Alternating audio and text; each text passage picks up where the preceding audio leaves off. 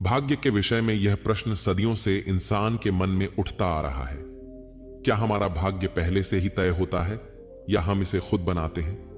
कई दार्शनिकों और धर्मों के विचार इस पर भिन्न हो सकते हैं, लेकिन यह जीवन का एक महत्वपूर्ण प्रश्न है जिसे हर व्यक्ति अपने अनुभवों और विश्वासों के आधार पर समझता है। तो आइए बढ़ते हैं आज की इस कहानी की ओर। अगर आपने अभी तक अकेला व्यक्ति हर बार चैनल को सब्सक्राइब नहीं किया है तो कृपया कर लीजिए, क्योंकि ऐसे ही ज्ञानवर्धक वीडियो हम लाते रहते हैं। तो चलिए वीडियो को शुरू करते हैं। गांधार राज्य के एक छोटे से गांव में कैलाश नाम का एक साधारण किसान रहता था। कैलाश एक मेहनती और ईमानदार व्यक्ति था, लेकिन उसका जीवन कष्टों से भरा हुआ था। उसकी जिंदगी में समस्याओं की कोई कमी नहीं थी। कभी फसलें बर्बाद हो जाती थीं, कभी परिवार में कोई बीमार पड़ जाता था। उसकी पत्नी शकुंतला भी सदैव बीमार रहती और उसके 2 बच्चे भी कमजोर और अस्वस्थ थे। कैलाश के पास खेती के अलावा कोई अन्य साधन नहीं था, लेकिन खेती भी उसके लिए कठिनाई बन चुकी थी। हर दिन सुबह उठकर कैलाश खेत में जाता और कड़ी मेहनत करता, लेकिन उसकी मेहनत का फल उसे नहीं मिल पाता।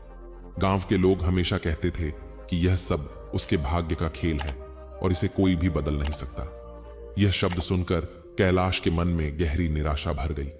वह हमेशा सोचता, क्या सच में मेरा भाग्य पहले से तय है? क्या मैं इसे बदलने के लिए कुछ नहीं कर सकता? अगर मेरे जीवन में पहले से ही यह कष्ट लिखा है तो मेरी मेहनत का क्या मतलब है? कैलाश का यह सवाल उसकी जिंदगी में एक बड़ा मोड़ लाने वाला था। हर रात जब वह सोता तो उसके मन में यह विचार आते कि अगर उसका भाग्य पहले से लिखा हुआ है तो उसकी मेहनत का कोई अर्थ नहीं है। उसे लगता कि शायद वह किसी अदृश्य शक्ति के अधीन है जो उसके जीवन को नियंत्रित कर रही है। कैलाश के भीतर एक ज्वलंत इच्छा थी कि वह अपने जीवन का उत्तर खोजे। उसने सुना था कि महात्मा महान ज्ञान के स्वामी हैं और वे इस तरह के सवालों के उत्तर दे सकते हैं। गांव के एक बुजुर्ग ने उसे बताया कि महात्मा इन दिनों पास के जंगल में तपस्या कर रहे हैं और लोगों को उनके जीवन के जटिल सवालों का समाधान दे रहे हैं। कैलाश ने अपनी पत्नी शकुंतला से कहा, मैं महात्मा से मिलना चाहता हूं। मैं जानना चाहता हूं कि क्या मेरा भाग्य पहले से तय है या मैं इसे बदल सकता हूं। शकुंतला ने भी उसे समर्थन दिया, क्योंकि वह जानती थी कि कैलाश इस सवाल को लेकर अत्यधिक चिंतित था और इसका उत्तर उसे मानसिक शांति प्रदान कर सकता है। अगली सुबह कैलाश ने यात्रा पर निकलने का निर्णय लिया। उसने अपने खेतों और परिवार की जिम्मेदारी कुछ दिनों के लिए गांव के एक विश्वसनीय मित्र को सौंप दी और महात्मा की ओर चल पड़ा। उसकी यात्रा लंबी और कठिन थी, लेकिन उसके मन में यह दृढ़ संकल्प था कि वह अपने सवाल का उत्तर जरूर पाएगा। कई दिनों की कठिन यात्रा के बाद कैलाश महात्मा के आश्रम पहुंचा। आश्रम एक शांतिपूर्ण स्थान था, जहां हर तरफ हरियाली थी और एक अद्वितीय शांति का अनुभव हो रहा था। वहां बहुत सारे लोग पहले से ही मौजूद थे जो महात्मा के प्रवचनों को सुन रहे थे। कैलाश ने महात्मा के दर्शन किए और उनसे विनम्रता से पूछा, हे महात्मन, मेरा जीवन कष्टों से भरा है। लोग कहते हैं कि यह सब मेरे भाग्य का लिखा है। क्या मेरा भाग्य पहले से तय है? क्या मैं इसे बदलने के लिए कुछ भी नहीं कर सकता? महात्मा ने शांत स्वर में कहा, कैलाश, तुम्हारा सवाल गहरा है और इसका उत्तर तुम्हारे भीतर ही छिपा है, लेकिन मैं तुम्हें एक कहानी सुनाता हूं जिससे तुम्हारे सारे सवालों का उत्तर अवश्य मिलेगा। महात्मा ने कैलाश को एक सरल लेकिन गहरे अर्थ वाली कहानी सुनाई। उन्होंने कहा, मान लो कि तुमने एक बीज बोया है। अब यह बीज एक पौधा बनेगा और फिर एक बड़ा सा वृक्ष। लेकिन यह वृक्ष कैसा होगा, यह इस बात पर निर्भर करता है कि उसे कितना पानी, सूरज की रोशनी और देखभाल मिलती है। तुम्हारा भाग्य भी इसी तरह से काम करता है। तुम्हारे पूर्व जन्मों के कर्म बीज के समान हैं और तुम्हारे वर्तमान कर्म उसे पानी और पोषण देने वाले तत्व हैं। महात्मा की बातों से कैलाश को एक नई रोशनी मिली। उसने महसूस किया कि भाग्य कोई ऐसी चीज नहीं है जो स्थायी हो और जिसे बदला ना जा सके। यह उसके कर्मों का परिणाम था और अगर वह अपने कर्मों में बदलाव करेगा तो उसका जीवन भी बदल सकता है। महात्मा ने आगे कहा, कैलाश, भाग्य और कर्म आपस में जुड़े हुए हैं। भाग्य वह है जो तुम्हारे पिछले कर्मों का परिणाम है, लेकिन याद रखना यह पत्थर की लकीर नहीं है। तुम्हारे वर्तमान कर्म तुम्हारे भविष्य का निर्माण कर सकते हैं। यदि तुम सही दिशा में कर्म करोगे तो तुम्हारे जीवन में बदलाव अवश्य आएगा। महात्मा के इन शब्दों ने कैलाश के मन में नई ऊर्जा भर दी। वह समझ चुका था कि उसे अपने अतीत को स्वीकार करना होगा और अपने वर्तमान पर ध्यान केंद्रित करना होगा। वह अपने गांव लौटा और अपने कर्मों में बदलाव किया। उसने खेती में और भी अधिक मेहनत की, अपने परिवार के प्रति और अधिक जिम्मेदारी से पेश आया और संयम तथा धैर्य को अपनाया। धीरे धीरे उसके जीवन में सकारात्मक बदलाव आने लगे। गांव के लोग अब उसकी सफलता की कहानियां सुनाने लगे। वे कहते, कैलाश ने अपने भाग्य को बदला है। उसने अपने कर्मों से यह साबित कर दिया कि भाग्य पहले से तय नहीं होता। समय के साथ कैलाश गांव के सबसे सफल व्यक्तियों में से एक बन गया। एक दिन वह फिर से महात्मा के पास गया और उन्हें धन्यवाद दिया। उसने कहा, हे महात्मन, आपने मुझे सिखाया कि भाग्य और कर्म आपस में जुड़े हुए हैं। आपने मुझे दिखाया कि अगर हम सही दिशा में कर्म करें तो हमारा भविष्य बदल सकता है। महात्मा ने मुस्कुराते हुए उत्तर दिया, कैलाश, तुम्हें अब यह समझ आ गया है कि जीवन का सारा खेल कर्मों का है। यदि हम सही दिशा में कर्म करेंगे तो हमारा भविष्य उज्जवल होगा। इस कथा का संदेश यही है कि हमारा भाग्य पहले से तय नहीं होता। हमारे कर्म ही हमारे भविष्य का निर्माण करते हैं और यदि हम सही दिशा में कर्म करेंगे तो हम अपने जीवन में सुख और समृद्धि प्राप्त कर सकते हैं। जीवन में कभी हार ना माने, क्योंकि आपके कर्म ही आपके भाग्य को बदल सकते हैं। तो दोस्तों, कैसी लगी आपको यह कहानी? हमें कमेंट में जरूर बताएं। अगर आपको यह कहानी पसंद आई हो तो हमारे चैनल अकेला व्यक्ति हर बार को सब्सक्राइब जरूर कर लें। फिर मिलते हैं एक नई कहानी के साथ। तब तक के लिए अपना और अपनों का ख्याल रखें। धन्यवाद और नमो बुद्धाय। नमस्कार दोस्तों, अकेला व्यक्ति हर बार YouTube चैनल में आपका दिल से स्वागत है। आज हम आपको बताने वाले हैं भाग्य और नियति अपना खेल कैसे खेलती है। आज हम आपको एक कहानी के माध्यम से समझाएंगे। क्या हमारा जीवन पहले से तय होता है या हम अपनी किस्मत खुद बनाते हैं? क्या भाग्य ही हमें सफलता की ओर ले जाता है या हमारी मेहनत और निर्णय इसकी चाबी है? इन सवालों ने सदियों से मानव जाति को उलझा रखा है। बुद्ध धर्म के अद्भुत दर्शन और कहानियों में इन प्रश्नों का उत्तर छुपा हुआ है। आज हम आपको ऐसी ही एक प्रेरणादायक कथा सुनाने जा रहे हैं जो न केवल आपके दिल को छुएगी बल्कि आपके जीवन की दिशा भी बदल सकती है। यह कहानी है कर्म, भाग्य और हमारी अपनी इच्छा शक्ति की ताकत को समझने की। प्राचीन भारत के एक छोटे से गांव में एक युवक रहता था जिसका नाम आरव था। वह साधारण किसान परिवार से था और हमेशा अपने भाग्य को कोसता रहता था। आरव का मानना था कि उसका जीवन पहले से तय है और वह कितनी भी मेहनत कर ले वह कभी अमीर और खुश नहीं हो सकता। आरव के गांव के पास एक प्रसिद्ध बौद्ध विहार था जहां महान भिक्षु अनागत रहते थे। उनकी बुद्धिमत्ता और जीवन की गहरी समझ के कारण दूर दूर से लोग उनके दर्शन के लिए आते थे। एक दिन आरव अपने खेत में काम करते करते थक गया। उसकी निराशा चरम पर थी। उसने आसमान की ओर देखते हुए कहा, हे भगवान, मेरी किस्मत क्यों इतनी खराब है? क्या मेरी मेहनत का कोई मोल नहीं? उसी रात आरव ने फैसला किया कि वह भिक्षु अनागत से अपनी समस्या का हल पूछेगा।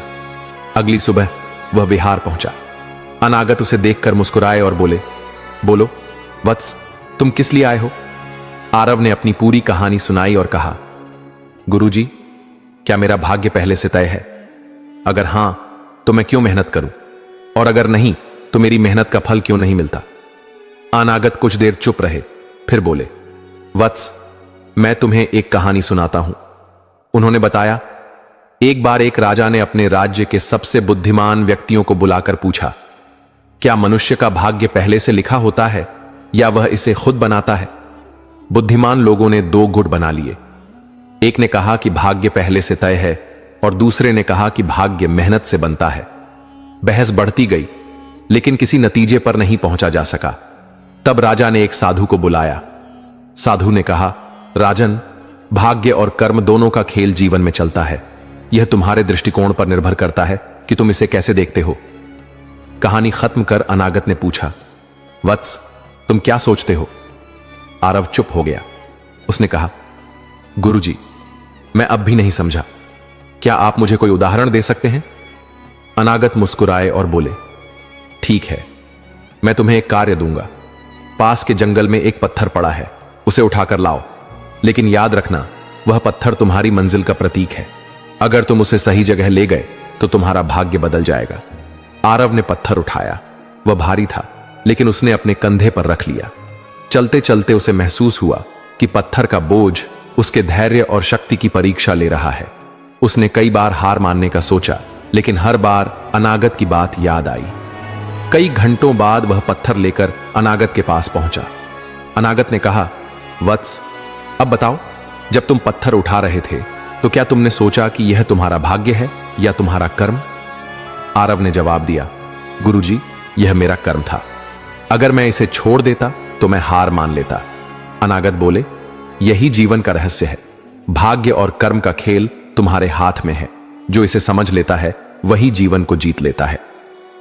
उस दिन आरव ने सीखा कि भाग्य और कर्म अलग नहीं हैं। वे एक ही सिक्के के दो पहलू हैं।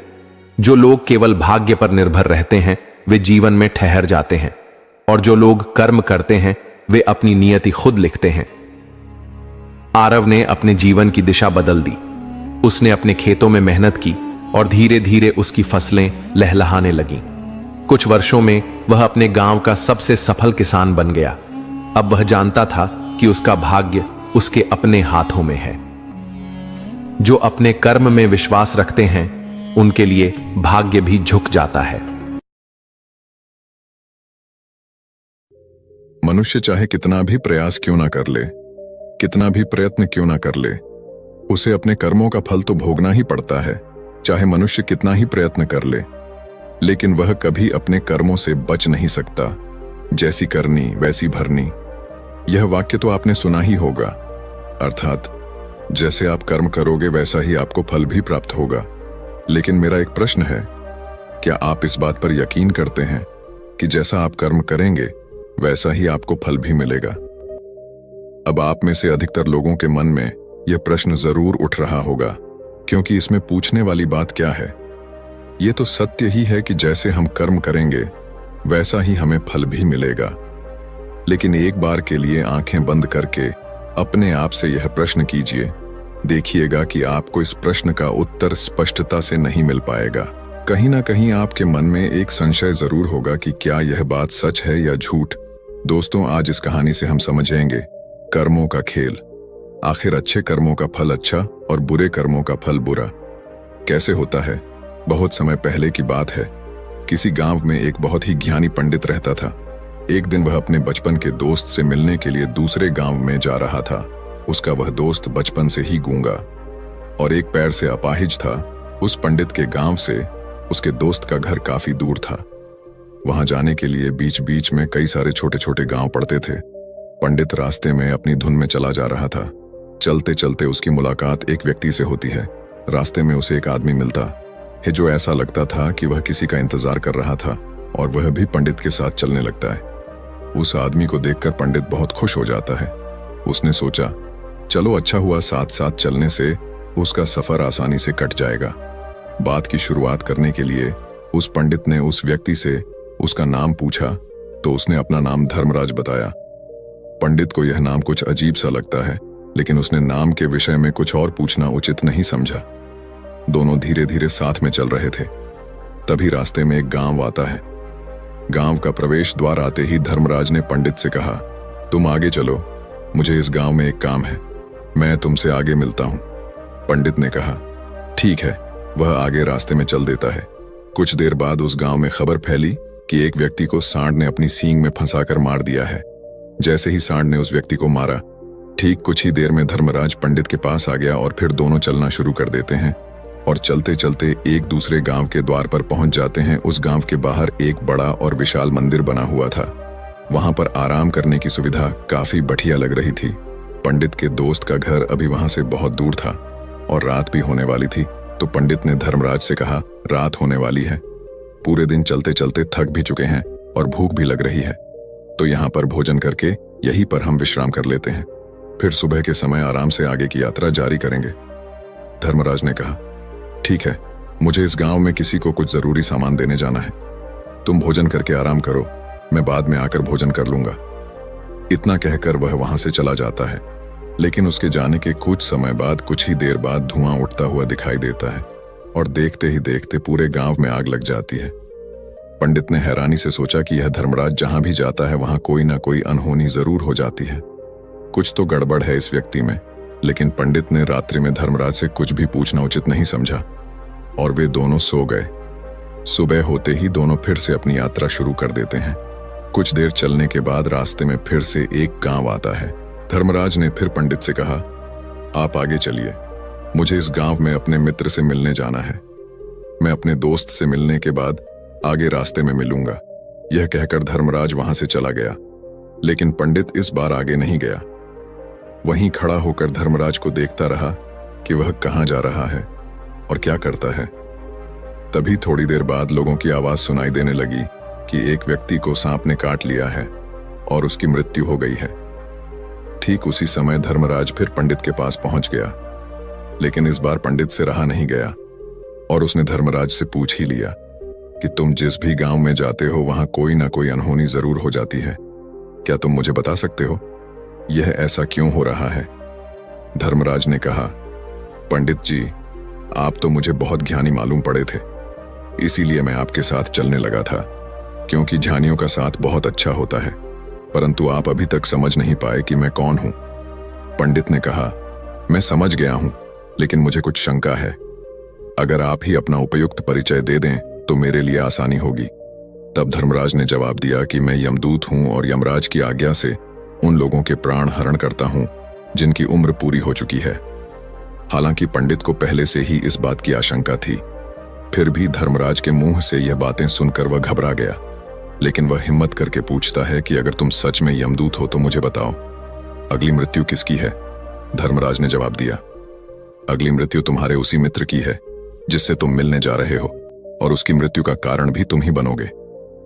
ये बात सुनकर पंडित सहम गया और सोच में पड़ गया कि अगर सच में यह धर्मराज यमदूत हुआ तो उसकी बात भी सच होगी और उसके कारण मेरे बचपन के सबसे अच्छे मित्र की मृत्यु हो जाएगी। तो सबसे अच्छा तो यही होगा कि मैं अपने मित्र से मिलने ही ना जाऊं। कम से कम मैं उसकी मृत्यु का कारण तो नहीं बनूंगा। धर्मराज ने मुस्कुराते हुए कहा, तुम जो सोच रहे हो वो सब मुझे पता है, मगर तुम्हारे अपने मित्र से मिलने ना जाने से नियति नहीं बदल जाएगी। तुम्हारे मित्र की मृत्यु तो निश्चित है और वह अगले कुछ ही पलों में घटित होने वाली है। महाकाल के मुंह से ऐसी बातें सुनकर पंडित को झटका लगा, क्योंकि महाकाल ने पंडित के मन की बातें पढ़ ली थीं, जो कि एक सामान्य व्यक्ति के लिए संभव नहीं है। अब पंडित को विश्वास हो गया कि यह धर्मराज सचमुच में यमदूत ही है। जब पंडित को यह पूर्ण विश्वास हो गया कि धर्मराज जी यमदूत हैं तो वह घबरा गया। वह अपने मित्र की मृत्यु का कारण नहीं बनना चाहता था, इसलिए वह पलटकर अपने गांव की तरफ वापस जाने लगा।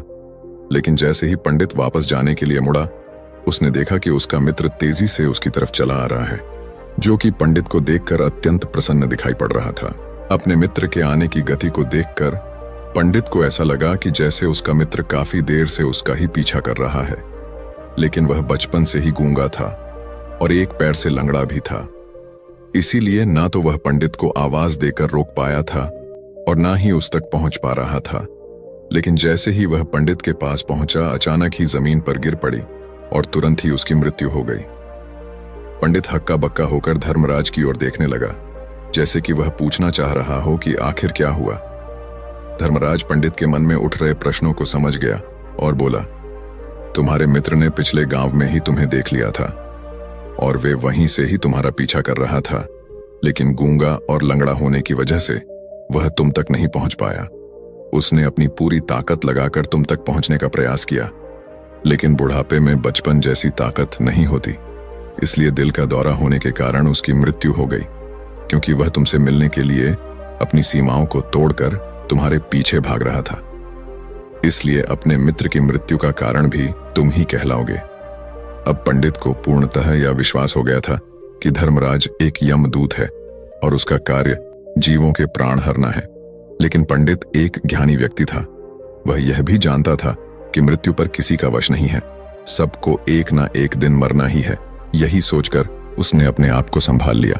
लेकिन अचानक ही पंडित के मन में अपनी मृत्यु के बारे में जानने की इच्छा हुई, इसलिए उसने धर्मराज से पूछा कि जब मृत्यु मेरे दोस्त की होनी थी तो तुम शुरू से ही मेरे साथ क्यों चल रहे थे?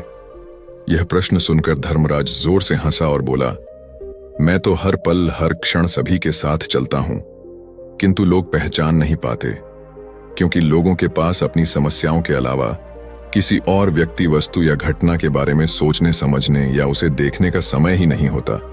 पंडित ने कहा, तो क्या तुम यह बता सकते हो कि मेरी मृत्यु कब, कहां और कैसे होगी? महाकाल ने कहा, हालांकि किसी भी सामान्य जीव के लिए अपनी मृत्यु के बारे में जानना ठीक नहीं है, क्योंकि कोई भी जीव हो या जानकर, वह अपनी मृत्यु के बारे में जानकर बहुत दुखी हो जाता है। हालांकि तुम जानी व्यक्ति मालूम पड़ते हो, और तुमने जिस तरीके से अपने मित्र की मृत्यु को सहन कर लिया है, उसे देखकर लगता है कि तुम अपनी मृत्यु के बारे में जानकर भी दुखी नहीं होंगे। महाकाल ने कहा, तो सुनो, तुम्हारी मृत्यु आज से ठीक 6 महीने बाद आज ही के दिन किसी दूसरे राज्य में फांसी लगने से होगी, और सबसे हैरानी की बात तो ये होगी कि तुम स्वयं ही खुशी से उस फांसी को स्वीकार कर लोगे। इतना कहकर धर्मराज वहां से चला गया, क्योंकि अब धर्मराज के पास पंडित के साथ चलते रहने का कोई कारण न था। इसके बाद पंडित ने अपने मित्र के शरीर का अंतिम संस्कार किया और यथाशक्ति उसके क्रियाकर्म करके अपने गांव वापस आ गया। लेकिन कोई व्यक्ति कितना भी ज्ञानी क्यों ना हो, अपनी मृत्यु के बारे में जानकर दुखी तो होता ही है, और मृत्यु से बचने का कोई ना कोई उपाय भी खोजता है। तो पंडित ने भी वही किया। क्योंकि पंडित विद्वान था, इसलिए उसकी पहचान उस राज्य के राजा तक थी। पंडित ने सोचा कि राजा के पास तो कई सारे ज्ञानी मंत्री हैं, वह मेरी मृत्यु से संबंधित समस्या का कोई ना कोई समाधान निकाल ही लेंगे। पंडित यही सब सोचता हुआ राज दरबार में पहुंच जाता है और राजा से सारी घटना के बारे में बताता है। राजा ने अपने मंत्रियों को सारी समस्या बताई और उनसे सलाह मांगी। अंत में सभी ने विचार विमर्श करके कहा, अगर पंडित की बात सही है तो उसकी मृत्यु भी 6 महीने बाद ही होगी, लेकिन मृत्यु तो तब होगी जब वह किसी दूसरे राज्य में जाएगा। यदि वह किसी दूसरे राज्य में जाए ही ना, तो मृत्यु ही नहीं होगी। मंत्रियों की यह सलाह राजा को भी सही लगी। इसके बाद पंडित के रहने की सारी व्यवस्था महल में ही कर दी गई, और राजा के आदेश के बिना उस पंडित से किसी को भी नहीं मिलने दिया जाता था। लेकिन पंडित कहीं भी आ जा सकता था, ताकि पंडित को यह न लगे कि वह राजा की कैद में है। परंतु पंडित डर के मारे स्वयं ही कहीं आता जाता नहीं था। धीरे धीरे महीने गुजरते गए और पंडित की मृत्यु का समय नजदीक आने लगा, और अंततः वह भी दिन आ गया जिस दिन पंडित की मृत्यु होनी थी। तो जिस दिन पंडित की मृत्यु होनी थी, उसकी एक रात पहले पंडित डर के मारे जल्दी ही सो गया, ताकि जल्दी से वह रात बीत जाए और अगला दिन आ जाए, ताकि उसकी मृत्यु टल सके। यही सोचकर वह जल्दी सो जाता है। लेकिन पंडित को नींद में चलने की बीमारी थी, और अपनी इस बीमारी के बारे में वह स्वयं ही नहीं जानता था। तो फिर राजा मंत्री या किसी वैद्य को इसके बारे में बताने का कोई प्रश्न ही नहीं उठता। पंडित अपनी मृत्यु को लेकर बहुत चिंतित था। वह पिछले कई दिनों से ठीक है, सो भी नहीं पा रहा था, और नींद में चलने की बीमारी भी तभी होती है जब व्यक्ति ठीक से सो नहीं पा रहा हो। तो उस रात भी पंडित को नींद में चलने का दौरा पड़ा। वह उठा और महल से निकलकर अस्तबल में गया। क्योंकि पंडित राजा का खास मेहमान था, इसलिए किसी भी पहरेदार ने उसे नहीं रोका और ना ही किसी तरह की कोई पूछताछ की। अस्तबल में पहुंचकर वह सबसे तेज चलने वाले घोड़े की पीठ पर सवार होकर नींद में ही अपने राज्य की सीमा से बाहर दूसरे पड़ोसी राज्य में चला गया। इतना ही नहीं, वह दूसरे राज्य के राजा के महल में पहुंच गया। उस महल के पहरेदार ने भी उसे नहीं रोका और ना ही कोई पूछताछ की। सभी लोग रात्रि का अंतिम प्रहार होने के कारण गहरी नींद में थे। वह पंडित सीधे राजा के सैन्य कक्ष में पहुंचा, जहां राजा और रानी सो रहे थे। वह पंडित वहीं जाकर सो गया। सुबह हुई तो राजा ने पंडित को रानी के बगल में सोया हुआ देखा तो राजा बहुत क्रोधित हो गया। राजा ने पंडित को कैद करने का आदेश दे दिया। पंडित गिरफ्तार हो गया, लेकिन पंडित तो भौचक्का था। उसे तो कुछ समझ नहीं आ रहा था कि आखिर वह दूसरे राज्य में और राजा के सैन्य कक्ष में कैसे पहुंचा। लेकिन वहां उसकी यह सब सुनने वाला कोई नहीं था। अगली सुबह राजा ने पंडित को दरबार में पेश करने का आदेश दिया। कुछ देर बाद उस पंडित को दरबार में लाया गया। पंडित को देखते ही राजा इतना बबूला हो गया कि उसे फांसी पर चढ़ा देने का हुक्म सुना दिया। फांसी की सजा सुनकर पंडित कांप गया, लेकिन फिर भी थोड़ी सी हिम्मत जुटाकर राजा से बोला, महाराज, मैं नहीं जानता कि मैं राजमहल तक कैसे पहुंचा। मैं यह भी नहीं जानता हूं कि आपके सैन्य कक्ष तक मैं कैसे आया और आपके महल के किसी पहरेदार या सैनिक ने मुझे रोका क्यों नहीं। लेकिन मैं इतना जरूर जानता हूं कि आज मेरी मृत्यु होनी थी और वो होनी भी जा रही है। राजा को यह बात थोड़ी अजीब लगी। उसने पंडित से पूछा, तुम्हें कैसे पता कि आज तुम्हारी मृत्यु होनी है? राजा के इस प्रश्न के जवाब में पंडित ने पिछले 6 महीने का सारा वाक्य राजा को सुना दिया और बोला, महाराज, मेरा क्या किसी भी सामान्य व्यक्ति में इतना साहस नहीं कि वह राजा के सैन्य कक्ष में राजा की उपस्थिति में रानी के साथ सो जाए। राजा को पंडित की बात में थोड़ा तर्क दिखाई पड़ा, परंतु उसने सोचा कि यह मृत्यु से बचने के लिए धर्मराज और उसके द्वारा अपनी मृत्यु की भविष्यवाणी की कहानी बना रहा है। इसलिए राजा ने पंडित से कहा, यदि तुम्हारी बात सत्य है और आज यह तुम्हारी मृत्यु का दिन है जैसा कि यमदूत धर्मराज ने तुमसे कहा था, तो आज तुम्हारी मृत्यु का कारण मैं नहीं बनूंगा। लेकिन यदि तुम्हारी बात झूठी निकली तो निश्चित ही आज तुम्हारी मृत्यु का दिन होगा ना, क्योंकि जिस राज्य से पंडित आया था उस राज्य का राजा इस राजा का मित्र था।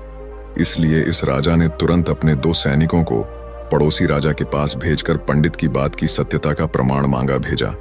भेजे गए सैनिक शाम तक लौटे और उन्होंने राजा को बताया कि महाराज, पंडित जो कुछ भी कह रहा है वह सब सत्य है। पड़ोसी राज्य के राजा ने पिछले 6 महीने से पंडित के रहने की सारी व्यवस्था अपने ही महल में कर रखी थी। पंडित राजा का खास मेहमान था। कल शाम राजा आखिरी बार पंडित से उसके कक्ष में मिले थे और उसके बाद यह इस राज्य में कैसे पहुंच गया इसकी जानकारी किसी को भी नहीं है। इसलिए उस राज्य के राजा के अनुसार पंडित को फांसी की सजा देना ठीक नहीं है। लेकिन राजा के सामने एक नई समस्या थी, क्योंकि उसने बिना पूरी बात जाने ही पंडित को फांसी की सजा सुना दी थी। इसलिए अगर पंडित को फांसी नहीं दी जाती तो राजा के वचन का अपमान हो जाएगा।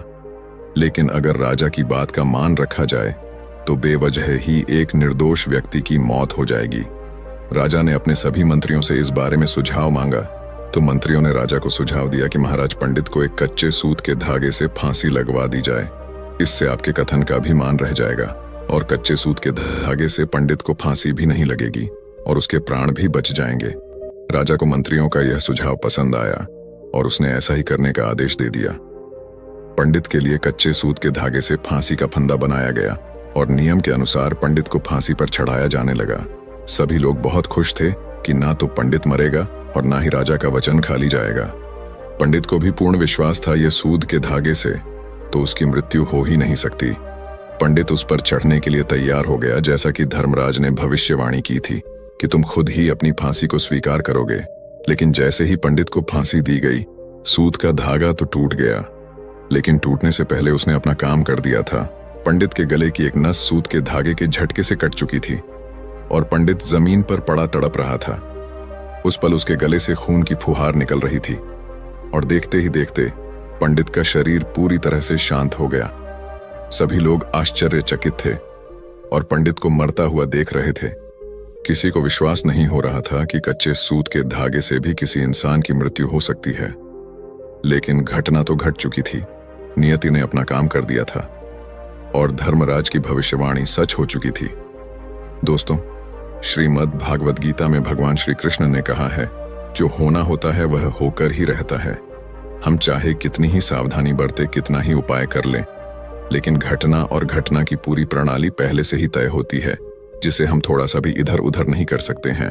दोस्तों, शायद इसीलिए ईश्वर ने हमें भविष्य जानने की क्षमता नहीं दी है, ताकि हम अपने जीवन को ज्यादा बेहतर तरीके से जी सके।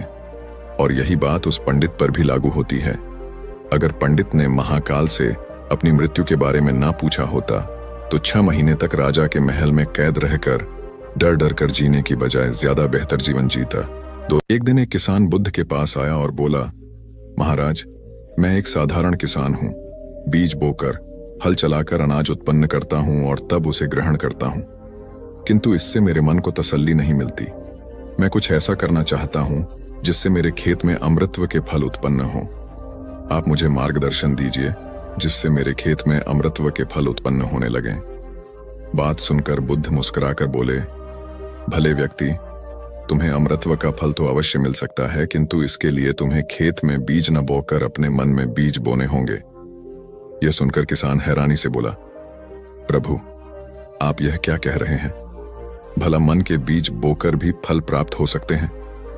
बुद्ध बोले, बिल्कुल हो सकते हैं, और इन बीजों से तुम्हें जो फल प्राप्त होंगे वे वाकई साधारण न होकर अद्भुत होंगे, जो तुम्हारे जीवन को भी सफल बनाएंगे और तुम्हें नेकी की राह दिखाएंगे। किसान ने कहा, प्रभु, तब तो मुझे अवश्य बताइए कि मैं मन में बीज कैसे बोऊं? बुद्ध बोले, तुम मन में विश्वास के बीज बो, विवेक का हल चलाओ, ज्ञान के जल से उसे सींचो और उसमें नम्रता का उर्वरक डालो। इससे तुम्हें अमृतत्व का फल प्राप्त होगा। उसे खाकर तुम्हारे सारे दुख दूर हो जाएंगे और तुम्हें असीम शांति का अनुभव होगा। बुद्ध से अमृतत्व के फल की प्राप्ति की बात सुनकर किसान की आंखें खुल गईं। वह समझ गया कि अमृतत्व का फल सद्विचारों के द्वारा ही प्राप्त किया जा सकता है।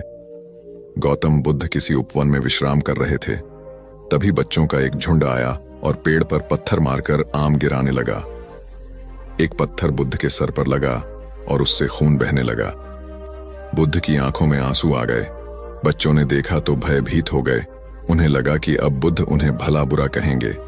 बच्चों ने उनके चरण पकड़ लिए और उनसे क्षमा याचना करने लगे। उनमें से एक बच्चे ने कहा, हमसे बड़ी भूल हो गई है, मेरी वजह से आपको पत्थर लगा और आपके आंसू आ गए। इस पर बुद्ध ने कहा, बच्चों, मैं इसलिए दुखी हूं कि तुमने आम के पेड़ पर पत्थर मारा तो पेड़ ने बदले में तुम्हें मीठे फल दिए, लेकिन मुझे मारने पर मैं तुम्हें सिर्फ भय दे सका। एक बार भगवान बुद्ध अपने अनुयायियों के साथ किसी गांव में उपदेश देने जा रहे थे। उस गांव से पूर्व ही मार्ग में उन लोगों को जगह जगह बहुत सारे गड्ढे खुदे हुए मिले। बुद्ध के एक शिष्य ने उन गड्ढों को देखकर जिज्ञासा प्रकट की, आखिर इस तरह के गड्ढे खुदे होने का तात्पर्य क्या है? बुद्ध बोले, पानी की तलाश में किसी व्यक्ति ने इतने गड्ढे खोदे हैं। यदि वह धैर्यपूर्वक एक ही स्थान पर गड्ढा खोदता तो उसे पानी अवश्य मिल जाता, पर वह थोड़ी देर गड्ढा खोदता और पानी न मिलने पर दूसरा गड्ढा खोदना शुरू कर देता। व्यक्ति को परिश्रम करने के साथ धैर्य भी रखना चाहिए। एक बार भगवान बुद्ध भिक्षा के लिए एक किसान के यहां पहुंचे। तथागत को भिक्षा के लिए आया देखकर किसान उपेक्षा से बोला, श्रमण, मैं हल जोतता हूं और तब खाता हूं। तुम्हें भी हल जोतना और बीज बोना चाहिए और तब खाना खाना चाहिए। बुद्ध ने कहा, महाराज, मैं भी खेती ही करता हूं। इस पर किसान को जिज्ञासा हुई। बोले, गौतम, मैं न तुम्हारा हल देखता हूं, न बैल और न खेती के स्थल। तब आप कैसे कहते हैं कि आप भी खेती ही करते हैं? आप कृपया अपनी खेती के संबंध में समझाइए। बुद्ध ने कहा, महाराज, मेरे पास श्रद्धा का बीज, तपस्या रूपी वर्षा, प्रजा रूपी जोत और हल है। पाप भीरुता का दंड है, विचार रूपी रस्सी है, स्मृति और जागरूकता रूपी हल की फाल और पेनी है। मैं वचन और कर्म में संयत रहता हूं। मैं अपनी इस खेती को बेकार घास से मुक्त रखता हूं और आनंद की फसल काट लेने तक प्रयत्नशील रहने वाला हूं। अप्रमाद मेरा बैल है, जो बाधाएं देखकर भी पीछे मुंह नहीं मोड़ता है। वह मुझे सीधा शांति धाम तक ले जाता है। इस प्रकार मैं अमृत की खेती करता हूं। एक बार बुद्ध से मल्लुक्य पुत्र ने पूछा, भगवान, आपने आज तक यह नहीं बताया कि मृत्यु के उपरांत क्या होता है। उसकी बात सुनकर बुद्ध मुस्कुराए। फिर उन्होंने उससे पूछा, पहले मेरी एक बात का जवाब दो। अगर कोई व्यक्ति कहीं जा रहा हो और अचानक कहीं से आकर उसके शरीर में एक विषबुझा बाण घुस जाए तो उसे क्या करना चाहिए?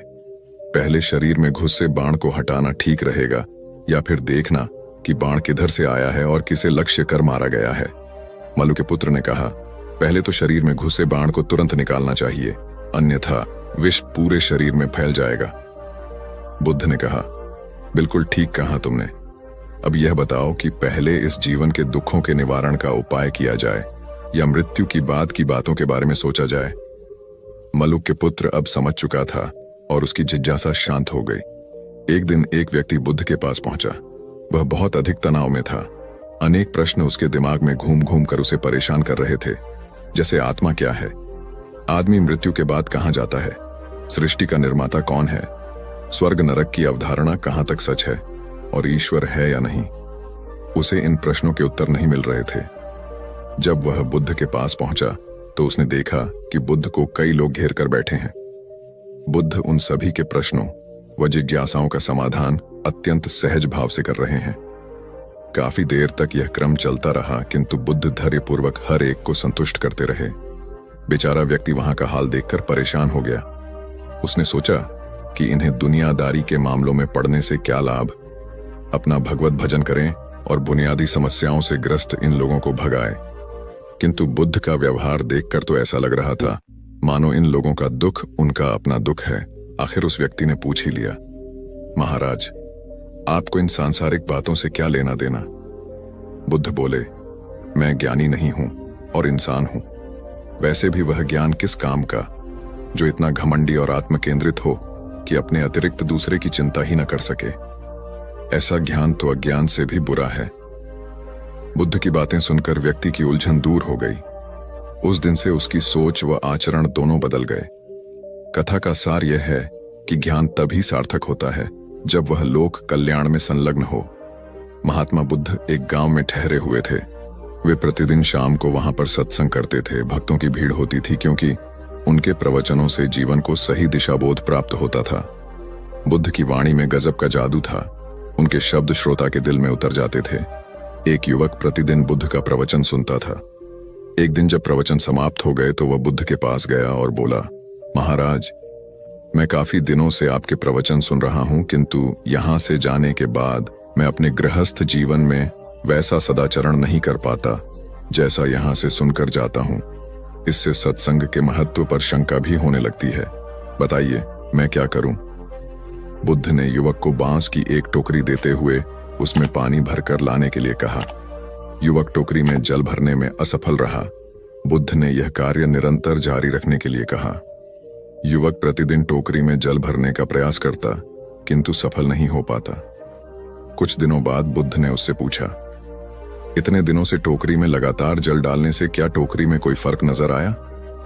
युवक बोला, एक फर्क जरूर नजर आया है। पहले टोकरी के साथ मिट्टी जमा होती थी, अब वह साफ दिखाई देती है। कोई गंदगी नहीं दिखाई देती है और इसके छेद पहले जितने बड़े नहीं रह गए, वे बहुत छोटे हो गए हैं।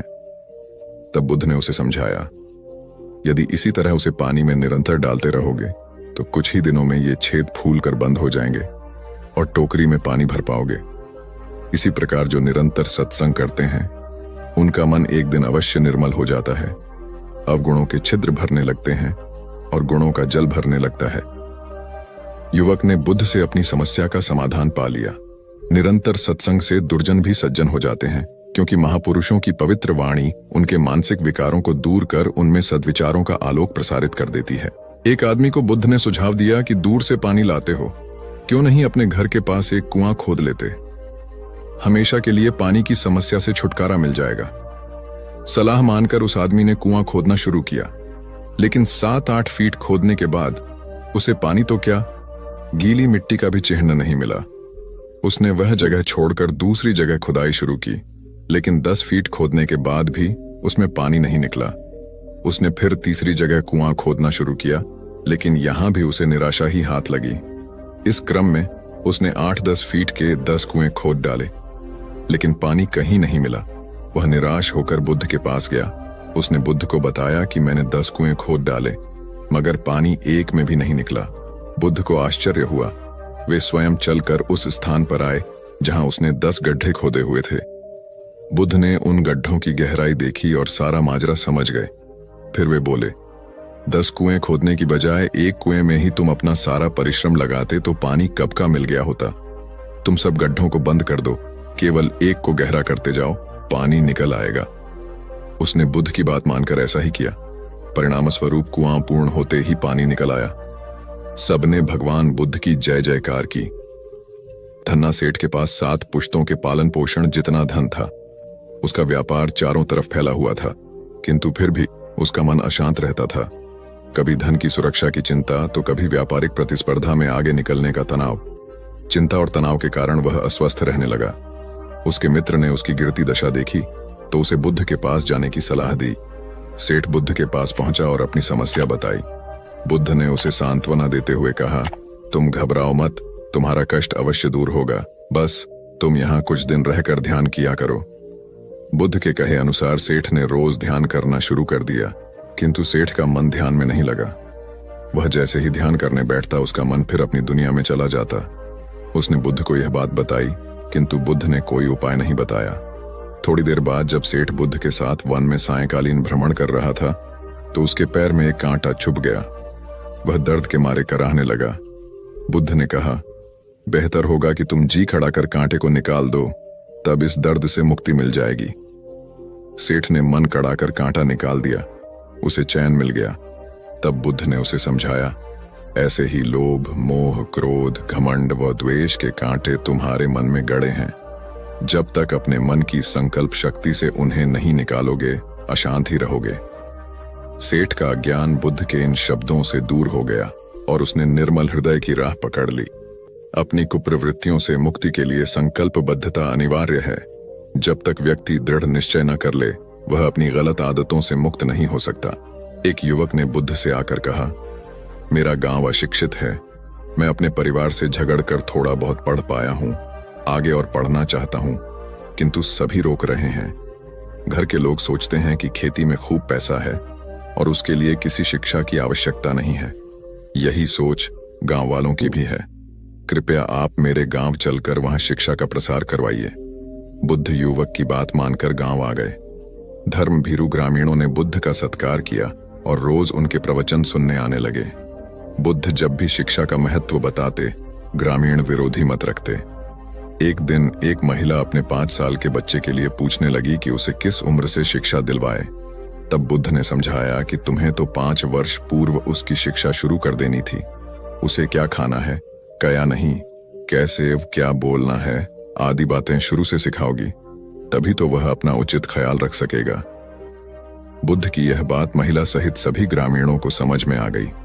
उन्होंने अपने बच्चों को विद्यालय भेजना शुरू किया। यह समय वर्षा का था। युवक ने लोगों को जल संग्रहण की तकनीक बताई। अधिकांश ने उपहास किया, किंतु युवक अपना काम करता रहा। बुद्ध का सहयोग प्राप्त था, इसलिए किसी ने उसका खुलकर विरोध नहीं किया।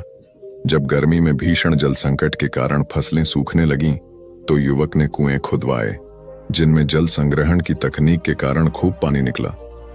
ग्रामीण अब शिक्षा का महत्व समझ चुके थे। धीरे धीरे संपूर्ण गांव शिक्षित हो गया। ज्ञान हर उम्र में अर्जित किया जा सकता है। यही ज्ञान हमें जीवन में आने वाली समस्याओं के समाधान की राह सुझाता है। आम्रपाली बौद्ध काल में वैशाली के वृज्य संघ की इतिहास प्रसिद्ध लिच्छवी राजनृत्यांगना थी। इनका एक नाम अम्बपाली या अम्बपालिका भी है। आम्रपाली अत्यंत सुंदर थी और कहते हैं जो भी उसे एक बार देख लेता वह उस पर मुग्ध हो जाता था। अजातशत्रु उसके प्रेमियों में था और उस समय के उपलब्ध साहित्य में अजातशत्रु के पिता बिंबसार को भी गुप्त रूप से उसका प्रणयार्थी बताया गया है। आम्रपाली को लेकर भारतीय भाषाओं में बहुत से काव्य, नाटक और उपन्यास लिखे गए हैं। एक बार की बात है, महात्मा बुद्ध अपने शिष्यों के साथ घूमते हुए वैशाली नगरी में पहुंचे। वैशाली को उस समय 16 महाजनपदों में एक महत्वपूर्ण जनपद माना जाता था, जिसकी ख्याति दूर दूर तक फैली हुई थी। यह नगरी परम वैभवशाली और हर तरफ से संपन्न थी। महात्मा बुद्ध के आने की बात पूरे नगर में फैलते देर न लगी। जिसे जब पता चलता वह तभी उनसे मिलने पहुंच जाता और उनके उपदेश सुनकर खुद को भाग्यशाली समझता। बुद्ध का चरित्र ही ऐसा प्रभावशाली था कि उनसे प्रभावित हुए बिना कोई नहीं रह सका। उस नगर की गणिका और राजनर्तकी आम्रपाली भी बुद्ध से मिलने की इच्छुक थी। वह खुद महात्मा बुद्ध के पास चलकर आई और उन्हें अपने घर भोजन के लिए आमंत्रित किया।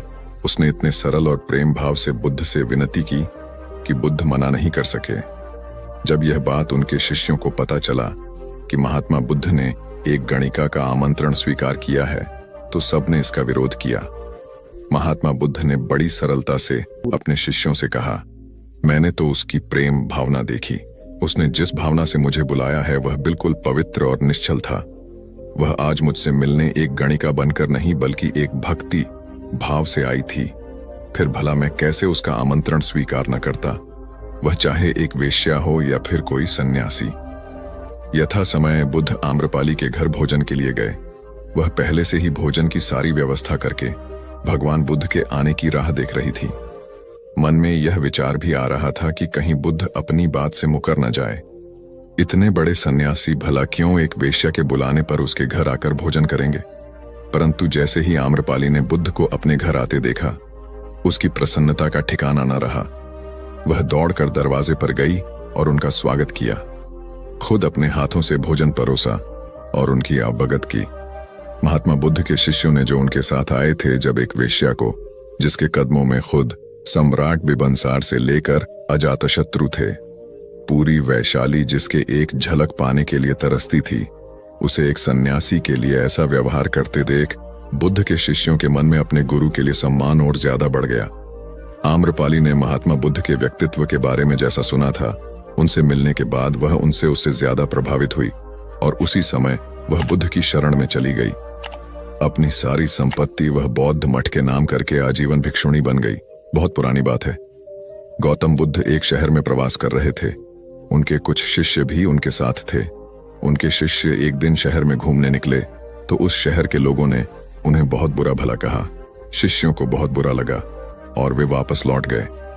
गौतम बुद्ध ने जब देखा कि उनके सभी शिष्य बहुत क्रोध में दिख रहे हैं तो उन्होंने पूछा, क्या बात है, आप सभी इतने तनाव में क्यों दिख रहे हैं? तभी एक शिष्य क्रोध में बोला, हमें यहां से तुरंत प्रस्थान करना चाहिए। जब हम बाहर शहर में घूमने गए तो यहाँ के लोगों ने बिना वजह हमें बहुत बुरा भला कहा। जहां हमारा सम्मान न हो वहां हमें एक पल भी नहीं रहना चाहिए। यहाँ के लोग सिर्फ दुर्व्यवहार के सिवा कुछ जानते ही नहीं हैं। गौतम बुद्ध ने मुस्कुराकर कहा, क्या किसी और जगह पर तुम सद्व्यवहार की अपेक्षा रखते हो? दूसरा शिष्य बोला, इस शहर से तो भले लोग ही होंगे। तब गौतम बुद्ध बोले, किसी जगह को सिर्फ इसलिए छोड़ देना गलत होगा कि वहां के लोग दुर्व्यवहार करते हैं।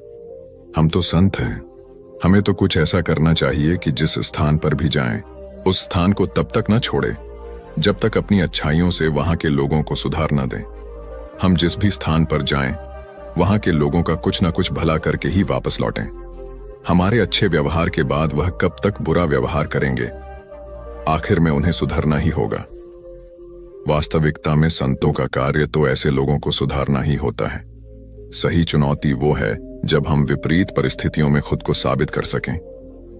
ये सभी बातें सुनकर बुद्ध के प्रिय शिष्य आनंद ने प्रश्न किया, उत्तम व्यक्ति किसे कहते हैं? इस पर बुद्ध ने जवाब दिया, जिस प्रकार युद्ध में बढ़ता हुआ हाथी चारों तरफ के तीर सहते हुए भी आगे बढ़ता जाता है, ठीक उसी तरह उत्तम व्यक्ति भी दूसरों के अपशब्दों को सहते हुए अपना कार्य करता रहता है।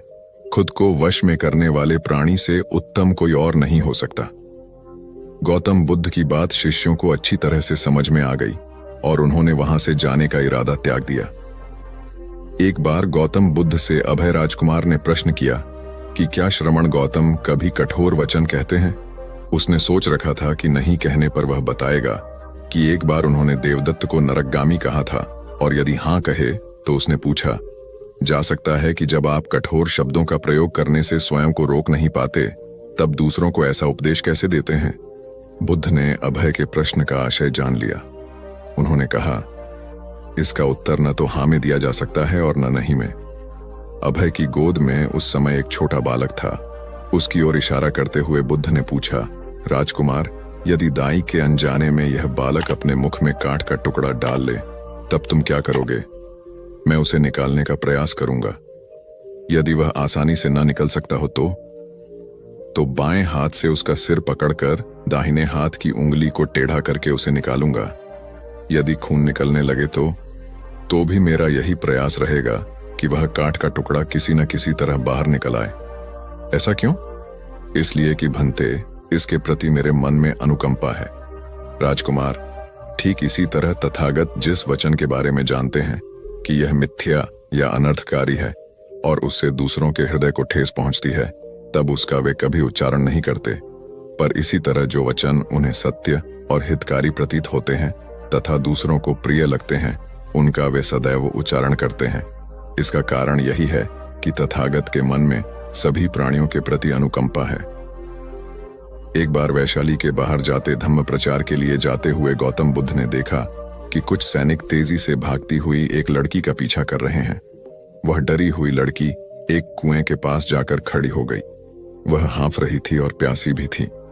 बुद्ध ने उस बालिका को अपने पास बुलाया और कहा कि वह उनके लिए कुएं से पानी निकाले, स्वयं भी पिए और उन्हें भी पिलाए। इतनी देर में सैनिक भी वहां पहुंच गए। बुद्ध ने उन सैनिकों को हाथ के संकेत से रुकने को कहा। उनकी बात पर वह कन्या कुछ झेंपती हुई बोली, महाराज, मैं एक अछूत कन्या हूं। मेरे कुएं से पानी निकालने पर जल दूषित हो जाएगा। बुद्ध ने उससे फिर कहा, पुत्री, बहुत जोर की प्यास लगी है, पहले तुम पानी पिलाओ। इतने में वैशाली नरेश भी वहां आ पहुंचे। उन्हें बुद्ध को नमन किया और सोने के बर्तन में केवड़े और गुलाब का सुगंधित पानी पेश किया। बुद्ध ने उसे लेने से इनकार कर दिया। बुद्ध ने एक बार फिर बालिका से अपनी बात कही। इस बार बालिका ने साहस बटोरकर कुएं से पानी निकलकर स्वयं भी पिया और गौतम बुद्ध को भी पिलाया। पानी पीने के बाद बुद्ध ने बालिका से भय का कारण पूछा।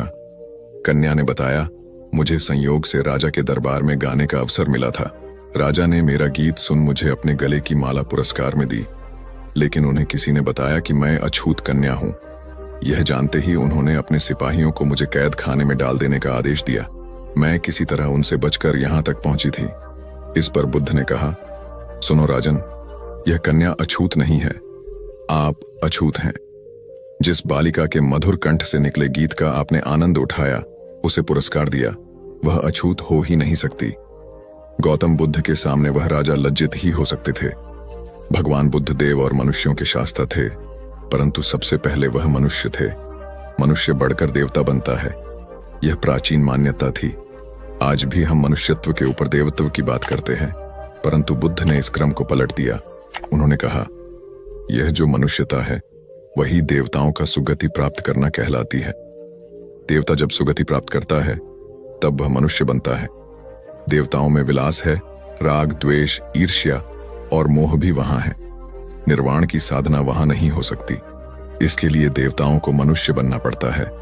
मनुष्यों में ही देव पुरुष का आविर्भाव होता है, जिनको देवता नमस्कार करते हैं। मानवता धर्म का उपदेश देने वाले बुद्ध स्वयं मानवता के जीते जागते रूप थे। यहां उनके जीवन से संबंधित कुछ प्रसंग दिए जाते हैं, जिनसे उनके व्यक्तित्व में बैठी हुई गहरी मानवता का दर्शन होता है। भगवान का परिनिर्वाण होने वाला है। रात का पिछला पहर है। भिक्षु उनकी शैया को घेरे बैठे हैं। बुद्ध उन्हें उपदेश दे रहे हैं, कह रहे हैं, भिक्षुओं, बुद्ध, धर्म और संघ के विषय में कुछ शंका हो तो पूछ लो। पीछे मलाल मत करना कि भगवान हमारे सामने थे, पर हम उनसे कुछ पूछ ना सके। कोई शिष्य नहीं बोलता। भगवान 3 बार कहते हैं, पर कोई भिक्षु कुछ पूछने को नहीं उठता। भगवान को शंका होती है कि कहीं वे उनके गौरव का विचार करके पूछने में संकोच तो नहीं कर रहे। इसलिए वह कहते हैं, शायद भिक्षुओं, तुम मेरे गौरव के कारण नहीं पूछ रहे। जैसे मित्र मित्र से पूछता है, वैसे तुम मुझसे पूछो। बुद्ध अपने शिष्यों की समान भूमिका पर आ जाते हैं। उनकी यह विनम्रता मनुष्य धर्म की आधार भूमि है। बुद्ध ने अपने को भिक्षुओं का कल्याण मित्र कहा है, जो उनकी मानवीय सहृदयता और विनम्रता को सूचित करता है।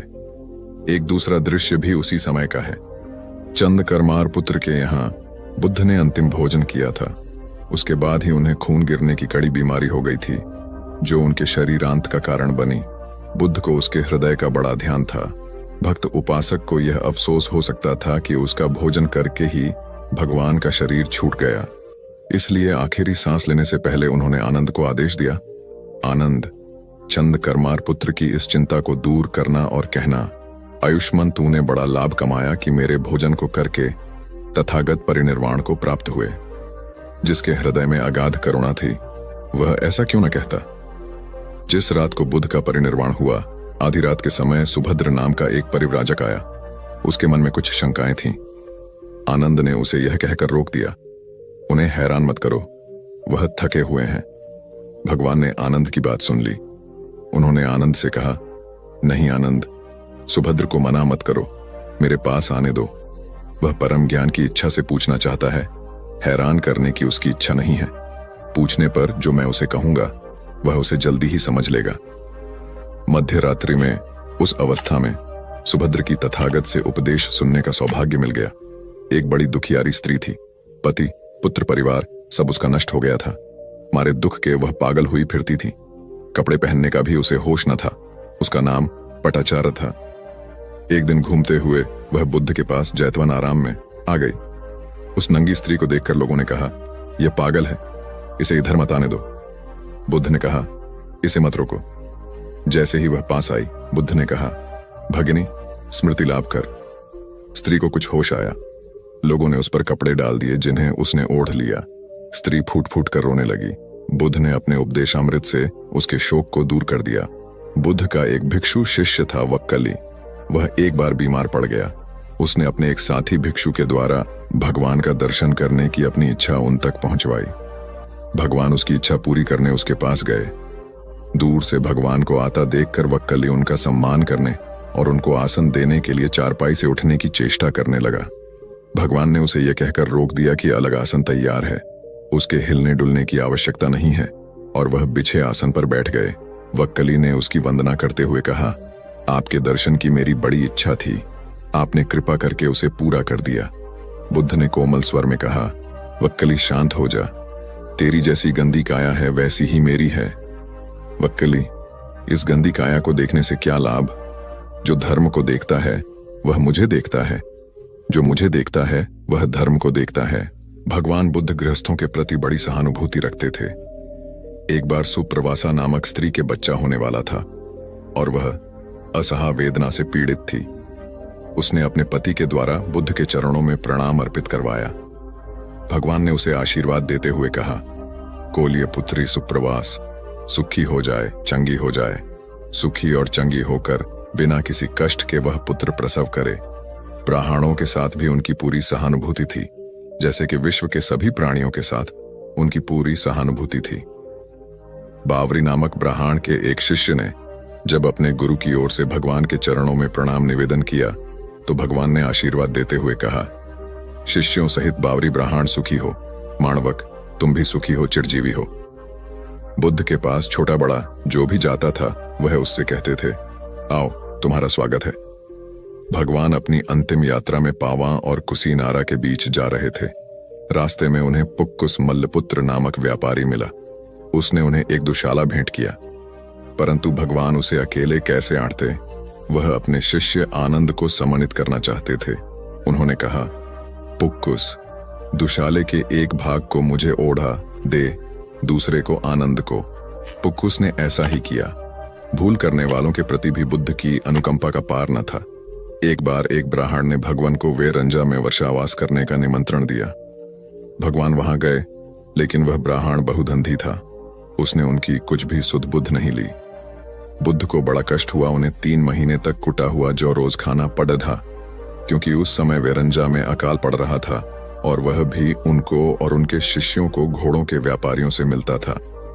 इतना होने पर भी वर्षावास की समाप्ति पर भगवान बुद्ध अन्यत्र जाने से पूर्व वेरंजा जाकर ब्राह्मण को आशीर्वाद देना नहीं भूले। भगवान बुद्ध के जीवन में ऐसी अनंत घटनाएं मिलती हैं। उनमें हमें उनकी मानवता के दर्शन होते हैं। उनके जीवन में कोमलता की पराकाष्ठा थी और उनकी वाणी में अपर्वु माधुर्य था जो सबको अपनी ओर खींचता था। उनके मुंह से क्रोध भरा शब्द कभी नहीं निकलता था। वह मनुष्य थे, परंतु मनुष्य की दुर्बलताओं से ऊपर उठ चुके थे।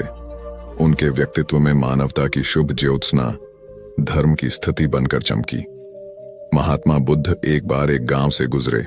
वहां के कुछ लोग उनसे शत्रुता रखते थे। उन्होंने उन्हें रास्ते में घेर लिया, बेतहाशा गालियां देकर अपमानित करने लगे। बुद्ध सुनते रहे। जब वे थक गए तो बोले, आपकी बात पूरी हो गई हो तो मैं जाऊं। वे लोग बड़े हैरान हुए। उन्होंने कहा, हमने तो तुम्हें गालियां दी, तुम क्रोध क्यों नहीं करते? बुद्ध बोले, तुमने देर कर दी। अगर 10 साल पहले आए होते तो मैं भी तुम्हें गालियां देता। तुम बेशक मुझे गालियां दो, लेकिन मैं अब गालियां लेने में असमर्थ हूं। सिर्फ देने से नहीं होता, लेने वाला भी तो चाहिए। जब मैं पहले गांव से निकला था तो वहां के लोग भेंट करने मिठाइयां लाए थे, लेकिन मैंने नहीं ली क्योंकि मेरा पेट भरा था। वे उन्हें वापस ले गए। बुद्ध ने थोड़ा रुककर कहा, जो लोग मिठाइयां ले गए उन्होंने मिठाइयों का क्या किया होगा? एक व्यक्ति बोला, अपने बच्चों, परिवार और चाहने वालों में बांटी होंगी। बुद्ध बोले, तुम जो गालियां लाए हो उन्हें मैंने नहीं लिया, क्या तुम इन्हें भी अपने परिवार और चाहने वालों में बांटोगे? बुद्ध के सारे विरोधी शर्मिंदा हुए और वे बुद्ध के शिष्य बन गए। एक बार महात्मा बुद्ध किसी गांव में गए। वहां एक स्त्री ने उनसे पूछा कि आप तो किसी राजकुमार की तरह दिखते हैं, आपने युवावस्था में गेरुआ वस्त्र क्यों धारण किया है? बुद्ध ने उत्तर दिया कि मैंने 3 प्रश्नों के हल ढूंढने के लिए संन्यास लिया है।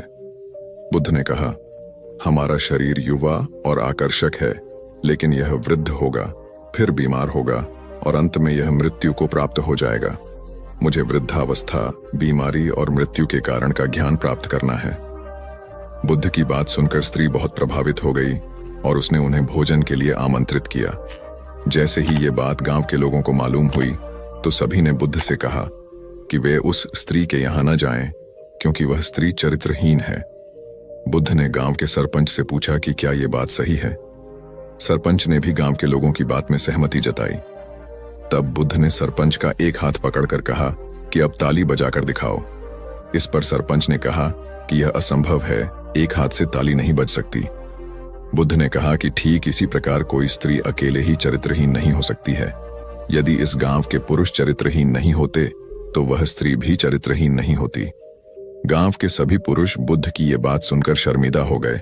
भगवान गौतम बुद्ध अपने शिष्यों को किसी न किसी माध्यम से शिक्षा देते रहते थे। एक बार महात्मा बुद्ध जब अपने शिष्यों को शिक्षा दे रहे थे तो उन्होंने हाथ में एक रस्सी पकड़कर उसमें बहुत सी गांठें दी। उसके पश्चात महात्मा बुद्ध ने वहां पर उपस्थित शिष्यों से प्रसन्न पूछा, क्या यह रस्सी वैसी ही है जैसी गांठें लगाने से पहले थी? एक शिष्य ने महात्मा बुद्ध के प्रश्न का उत्तर दिया। वह कहने लगा कि गुरुजी, एक दृष्टिकोण से देखें तो यह रस्सी वैसी ही है जैसी पहले थी, लेकिन अगर दूसरे दृष्टिकोण से देखें तो रस्सी में 3 गांठें पड़ चुकी हैं। इसलिए देखने में इसका स्वरूप कुछ बदल चुका है, लेकिन एक सत्य यह भी है कि बाहर से देखने पर चाहे इसका स्वरूप बदल चुका है, लेकिन भीतर से इसके बुनियादी रूप से यह पहले के जैसी ही है। शिष्य का उत्तर सुनकर महात्मा बुद्ध संतुष्ट हो गए। उसके पश्चात महात्मा बुद्ध ने कहा, मैं रस्सी की इन गांठों को खोल देता हूं। महात्मा बुद्ध रस्सी के दोनों सिरों को पूरी ताकत से खींचने लगे। फिर उन्होंने शिष्यों से प्रश्न किया कि क्या इससे गांठें खुल जाएंगी? इस शिष्य ने तुरंत उत्तर दिया, नहीं नहीं, इससे तो गांठें और अधिक कस जाएंगी। यह सुनकर महात्मा बुद्ध ने पुनः एक प्रश्न किया, इन गांठों को खोलने का क्या समाधान होना चाहिए? शिष्य तुरंत बोला, गुरुजी, हमें इन गांठों को ध्यान से देखना चाहिए कि इसकी गांठें कैसे लगाई गई हैं।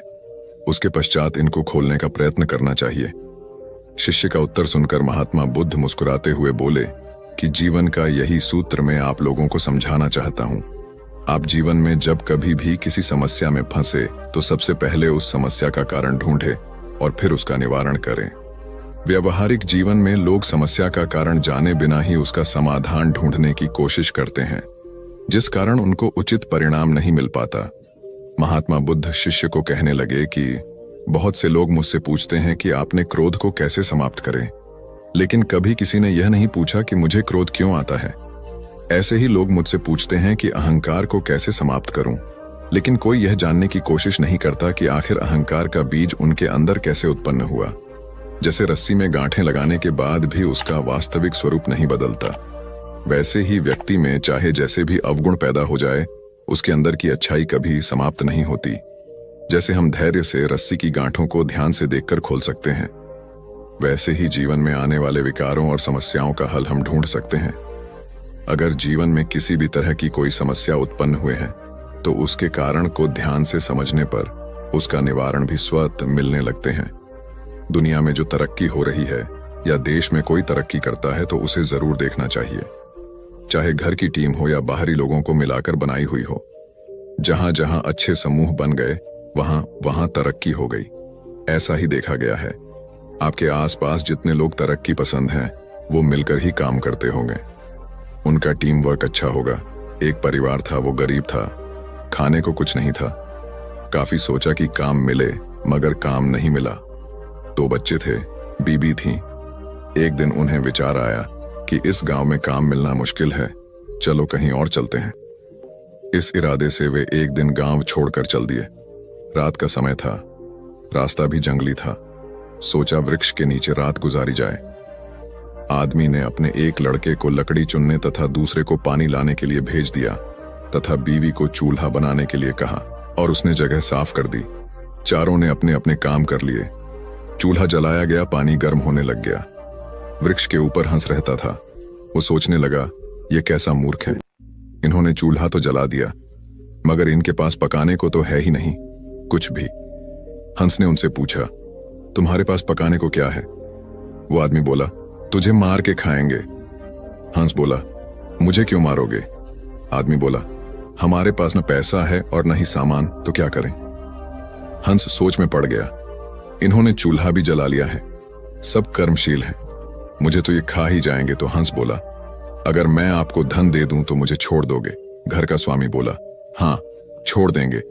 हंस कहने लगा, मेरे साथ चलो, मैं तुम्हें धन देता हूं। हंस उनको थोड़ी दूर ले गया और चोंच से इशारा किया और कहा कि यहां से निकाल लो।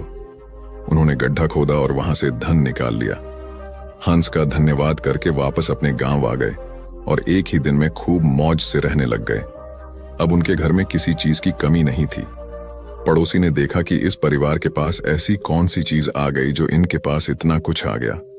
उसने छोटे लड़के को बुलाकर सारी बात पूछ ली कि पैसा कहां से आया है। उनके भी 2 बच्चे थे, उन्होंने भी ऐसी योजना बनाई और चल दिए। उन्होंने उसी वृक्ष के नीचे डेरा लगा लिया। आदमी ने अपने बड़े लड़के को कहा, लकड़ी लाओ, तथा छोटे लड़के को पानी लाने के लिए कहा, परंतु दोनों आनाकानी करने लगे। बीबी ने भी कहा कि मैं थक चुकी हूं। जैसे जैसे पानी लकड़ी इकट्ठी हो गई और पानी गर्म होने लगा, हंस फिर आया और बोला, तुम्हारे पास खाने को तो नहीं है, तो फिर पानी गर्म कर रहे हो? आदमी बोला, तुझे मारकर खाएंगे। हंस मुस्कुरा उठा और बोला, मारने वाले तो 3 दिन पहले आए थे, तुम अपना समय खराब मत करो, घर जाओ, तुम मुझे क्या मरोगे? तुम तो आपस में ही लड़ रहे हो। जिन्होंने दूसरों को जितना होता है वे खुद नहीं लड़ते। संसार का नियम भी ऐसा ही है। जिन लोगों ने तरक्की करनी है वे मिलकर चलते हैं, और आज भी संसार में उनका ही बोल बाला है। जो आपसी तालमेल में रहते हैं वे ही समाज रूपी हंस को जीत सकते हैं। एक बार अकबर ने बीरबल से कहा, मुझे परमात्मा दिखा दो। राजा का हुक्म था। बीरबल बहुत परेशान था कि परमात्मा को कैसे राजा को दिखाए। इसी विचार को लेकर बीरबल छुट्टी पर चला गया और उदास रहने लगा। एक दिन परिवार में चर्चा हुई। उदासी का कारण पूछा गया तो बीरबल ने बता दिया कि राजा ईश्वर के दर्शन करना चाहते हैं। बीरबल का बेटा बोला, कल सुबह मुझे आप साथ ले जाएं, मैं अपने आप राजा को दर्शन करा दूंगा। दूसरे दिन सुबह बीरबल और लड़का दरबार में पहुंचे और राजा को कहा, मेरा लड़का आपके प्रश्न के उत्तर का समाधान करेगा। राजा ने सोचा, यह लड़का क्या समाधान करेगा? लड़का बोला, इस वक्त मैं आपका गुरु हूं, मुझे उचित स्थान दिया जाए। राजा ने सोचा, बात तो ठीक कह रहा है, मैंने तो प्रश्न किया है, समाधान करने वाला गुरु समान होता है। राजा ने लड़के के लिए अपने साथ थोड़ा ऊंचा स्थान दिया। लड़का बोला, महाराज एक दूध का कटोरा मंगाओ। राजा ने दूध का कटोरा मंगाया। लड़का बोला, महाराज इस दूध में घी है। राजा बोला, हाँ है। लड़का बोला, पहले मुझे आप उसका दर्शन कराओ। राजा बोला, तू मूर्ख है, घी के दर्शन ऐसे थोड़े होते हैं।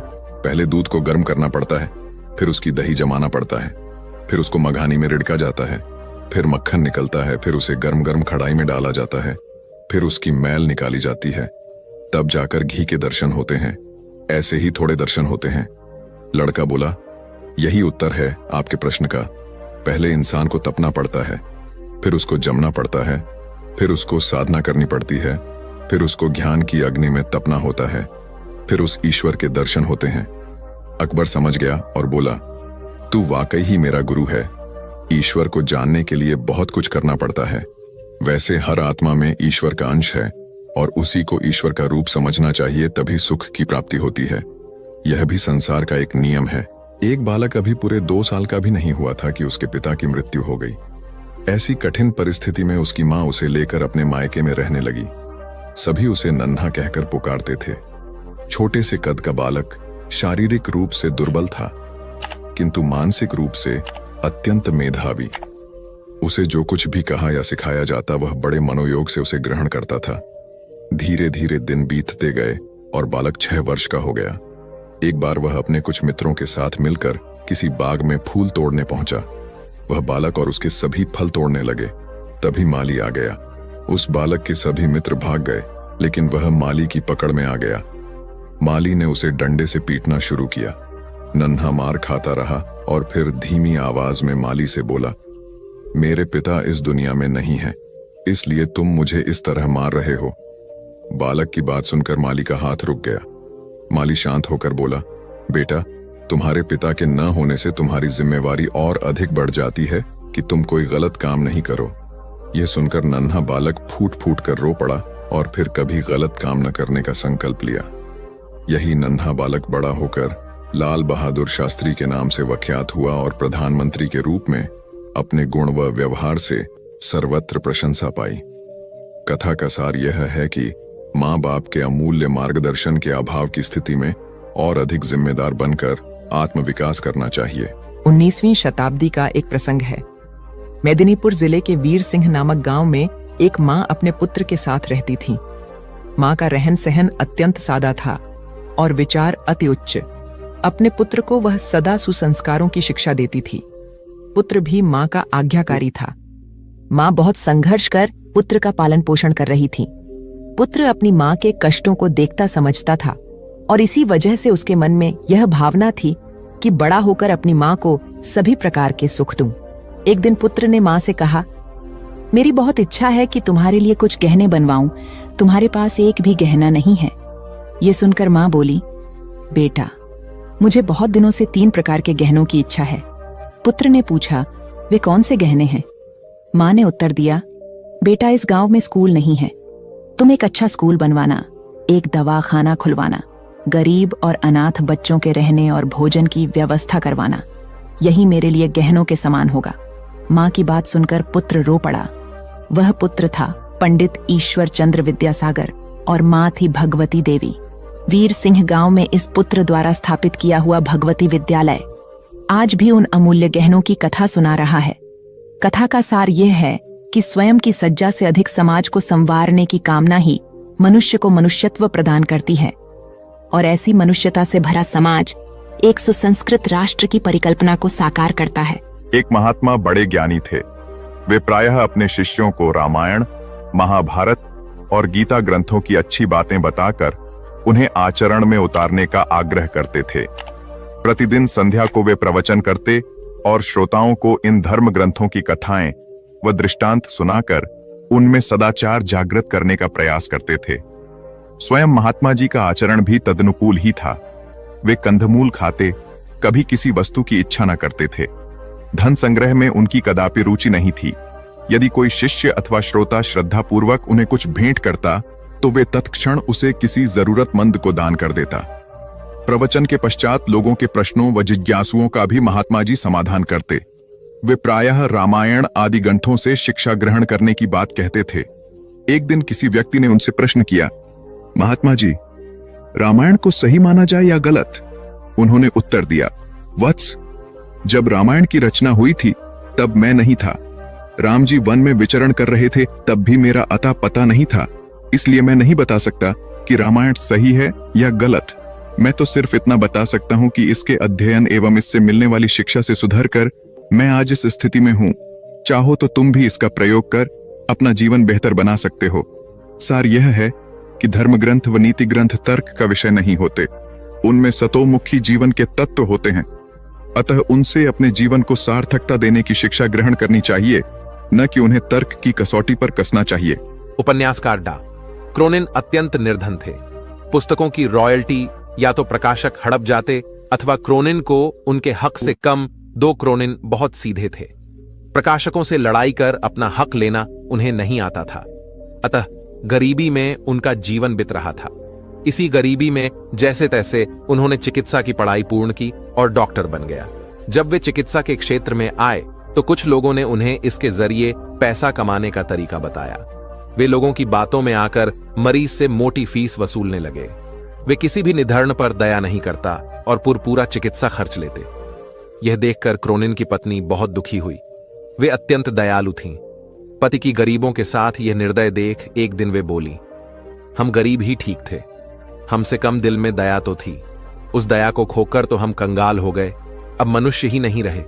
पत्नी की मर्मस्पर्शी बात सुनकर डा क्रोनिन को आत्मबोध हुआ और उन्होंने अपनी पत्नी से कहा, तुम सच कह रही हो।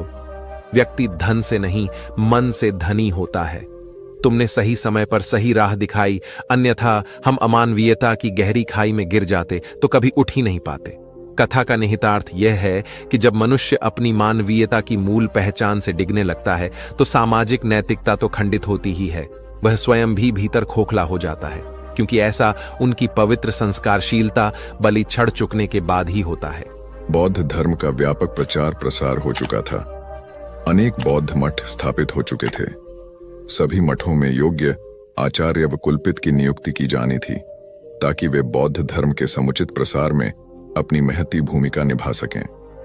आचार्य व कुलपति की नियुक्ति में उनके ज्ञान और विवेक के अतिरिक्त उनकी परहित रुचि को भी विशेष रूप से परखा जाता था, क्योंकि मठ सामूहिक हितों को प्रमुखता देते थे।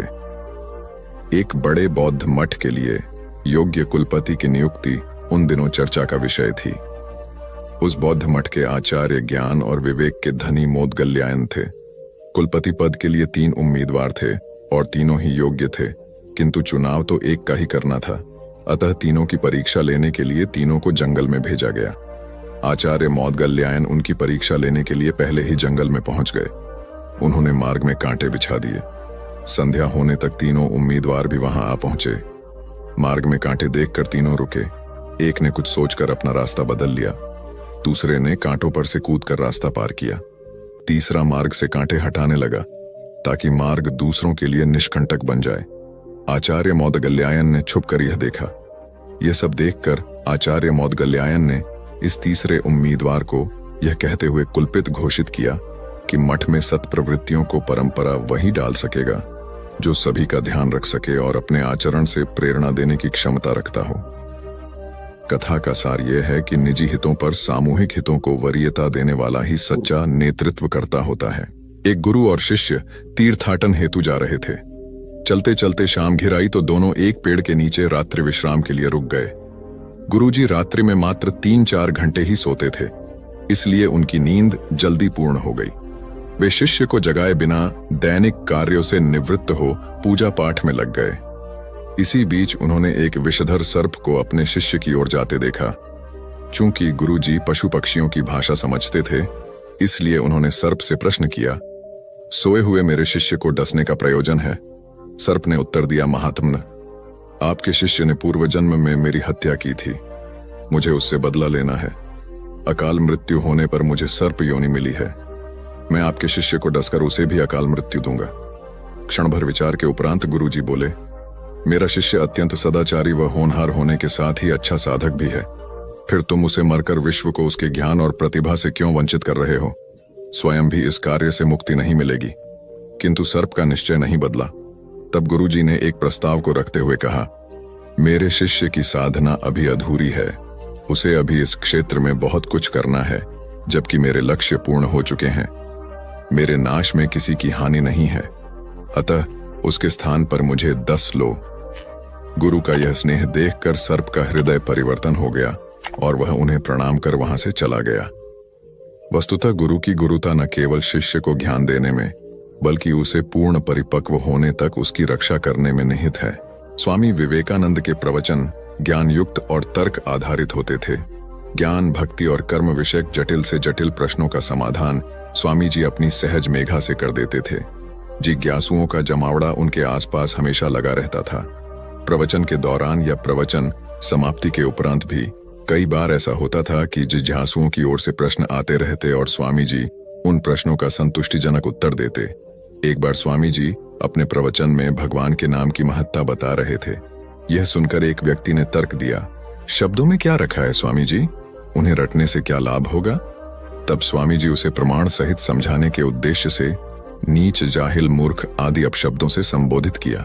यह सुनकर वह अत्यंत क्रोधित हो गया और कहने लगा, आप जैसे सन्यासी के मुंह से ऐसे शब्द शोभा नहीं देते। आपके इन कुवचनों से मुंह बहुत आघात पहुंचा है। तब स्वामी जी बोले, भाई वे तो शब्द मात्र थे। आपने ही कहा कि शब्दों में क्या रखा है। मैंने भी तो आपको मात्र शब्द ही कहे, कोई पत्थर तो नहीं मारे। स्वामी जी की बात सुनकर उस व्यक्ति को अपने प्रश्न का जवाब मिल गया कि अब शब्द क्रोध का सकते हैं तो प्रिय वचन भी आशीर्वाद और कृपा दिला सकते हैं। वस्तुतः शब्द की महिमा अपरंपार है। अप्रिय वाणी मर्मभेदी होती है और मधुर वाणी मरहम का काम करती है। इसलिए प्रथम स्थिति में अपयश और दूसरी स्थिति में सम्मान व शुभाशीष मिलती है। एक जंगल में 3 दोस्त बड़े आनंद से रहते थे, कछुआ, हिरण और कौआ। जंगल में सभी प्रकार के प्राणी और पक्षी भी रहते थे, लेकिन उनके जैसा कोई न था। एक दिन हिरणी बोली, अरे वही बैठे बैठे मैं बोर हो गई हूं। चलिए कोई ऐसा खेल खेलते हैं जिसमें सभी को मजा आ जाए। कछुआ और कौआ बोला, हाँ दोस्तों, वही बैठे बैठे का खेल खेल कर बोर हो चुके हैं, अब कुछ नया खेल खेलेंगे। कौवे को हिरण बोली, ठीक है, तो तुम एक बड़े से पेड़ पर बैठकर आंखें बंद करके 10 तक गिनती करो और हम दोनों छुपेंगे। उसके बाद तुम हमें ढूंढना। ढूंढने पर जो भी पहला मित्र दिखेगा वो तुम्हारी जगह पर 10 तक गिनती करेगा और तुम छुप जाना। कौआ गिनती करने लगा, हिरण और कछुआ छुपने लगे। इसी तरह खेल चलता रहा। जब खेल खेल कर तीनों मित्र थक गए तब एक जगह बैठकर बातें करने लगे। उतने में एक शिकारी वहां से गुजर रहा था। तभी उसकी नजर हिरण, कौआ और कछुए पर पड़ी। शिकारी ने जैसे ही तीनों मित्रों को देखा उन्हें पकड़ने के लिए दौड़ा। खतरे का आभास होते ही हिरण और कौआ रफू चक्कर हो गए, यानी कि वहां से भाग गए। कछुए को आभास हुआ, परंतु कछुए की चाल धीरे होने के कारण शिकारी के हाथ लग गया और शिकारी उसे अपने कपड़े में बांध कर ले जाने लगा। शिकारी मन ही मन खुश हो गया। हिरण नहीं तो कछुआ ही सही, रात का तो प्रबंध हो गया, यह कहकर वहां से जाने लगा। उधर हिरण और कौआ अपने मित्र को ऐसे शिकारी के कैद में देखकर दुखी होने लगे। तभी शिकारी भोजन में कछुए को खाने वाला है। यह सुनकर हिरण और कौवे ने एक योजना बनाई। कौवे ने हिरण को कहा कि जैसे ही शिकारी यहां से जब जाने लगेगा तब तुम उसके सामने जाना। जब शिकारी तुम्हें देखेगा तो अपनी पोटली जमीन पर रखकर तुम्हें पकड़ने के लिए जैसे ही दौड़ेगा, मैं जमीन पर रखी हुई पोटली पकड़कर उड़ जाऊंगा और तुम वहां से भाग जाना। जैसे ही शिकारी वहां से जाने लगा, हिरनी उसके सामने आ गई। शिकारी ने हिरनी को पकड़ने के लिए पोटली जैसे ही जमीन पर रखी, कौआ अपनी चोंच में पोटली पकड़कर उड़ गया। शिकारी हिरण को पकड़ने के लिए दौड़ा और पीछे मुड़कर देखा, कौआ पोटली चोंच में पकड़कर उड़ रहा था और इधर हिरण पलक झपटे ही भाग गई। शिकारी निराश होकर घर लौट गया। कौवे ने पोटली को महफूज जगह पर रखा और कछुए को शिकारी के चंगुल से आजाद कराया और तीनों मित्र आनंद से रहने लगे।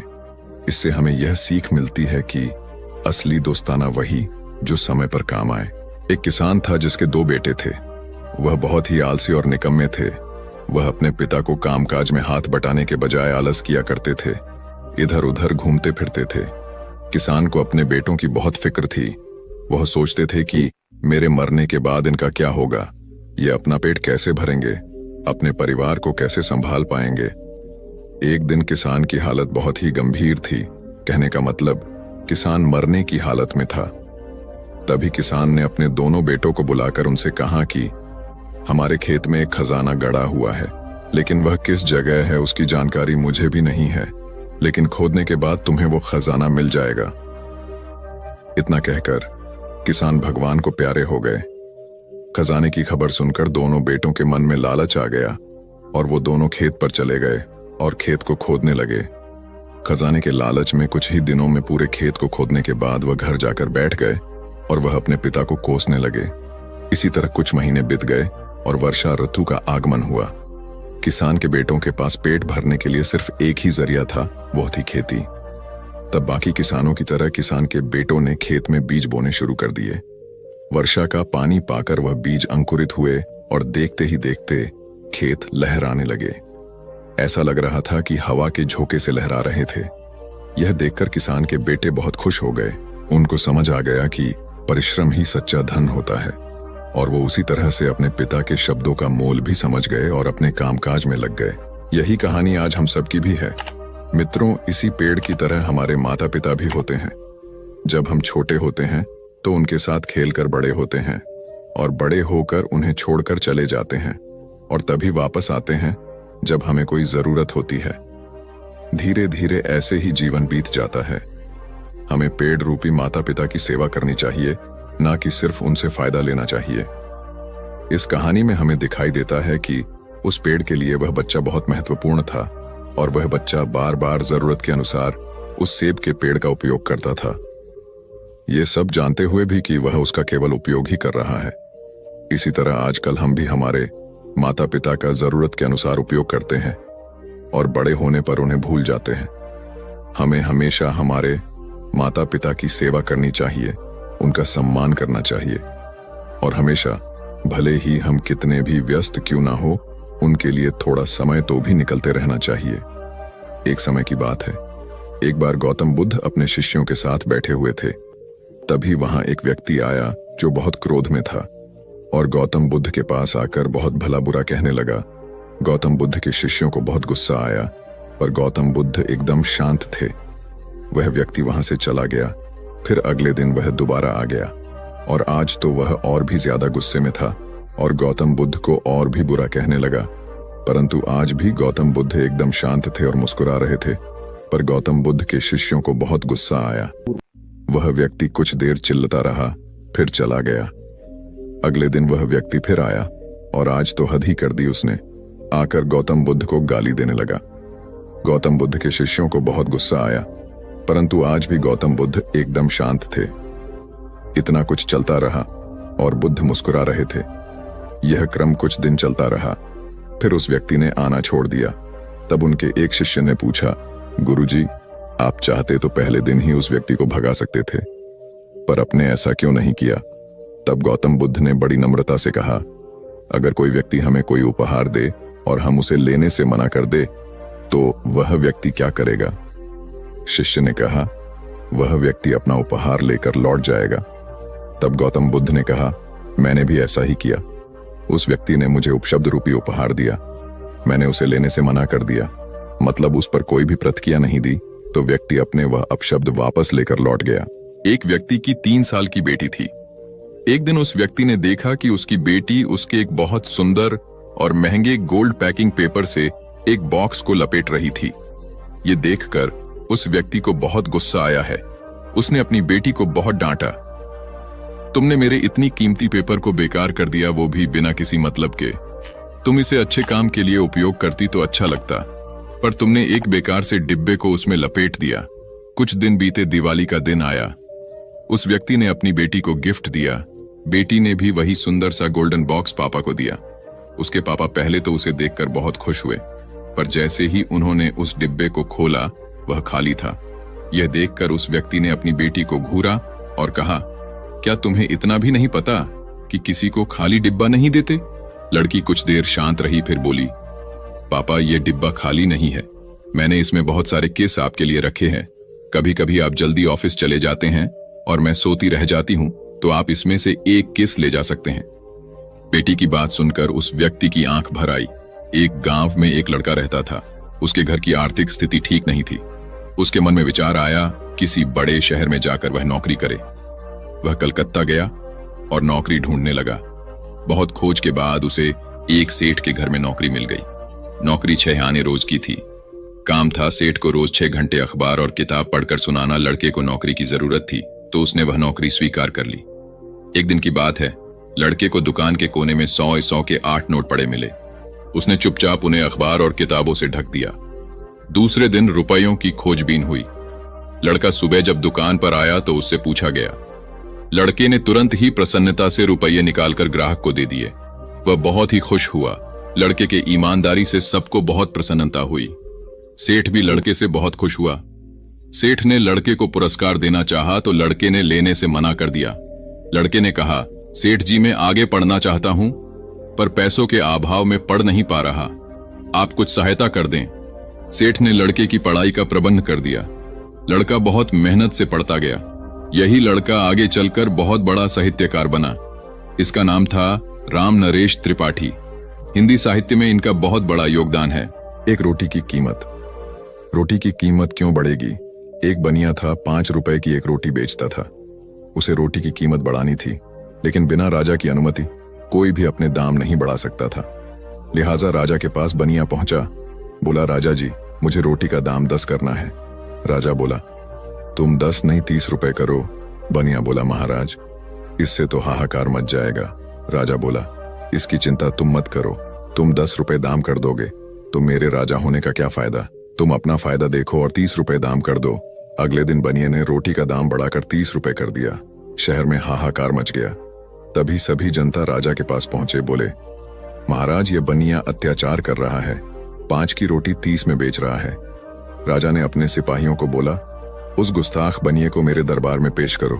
बनिया जैसे ही दरबार में पहुंचा, राजा ने गुस्से में कहा, गुस्ताख, तेरी ये मजाल, तूने बिना मुझसे पूछे कैसे दाम बढ़ा दिया? ये जनता मेरी है, तू इन्हें भूखा मारना चाहता है। राजा ने बनिए को आदेश दिया, तुम रोटी कल से आधे दाम में बेचोगे, नहीं तो तुम्हारा सर कलम कर दिया जाएगा। राजा का आदेश सुनते ही पूरी जनता ने जोर से बोला, महाराज की जय हो, महाराज की जय हो, महाराज की जय हो। नतीजा सुनिए, अगले दिन से 5 की रोटी 15 में बिकने लगी। अब जनता भी खुश, बनिया भी खुश और राजा भी खुश। एक बार की बात है, यूनानी राजा मिडास था।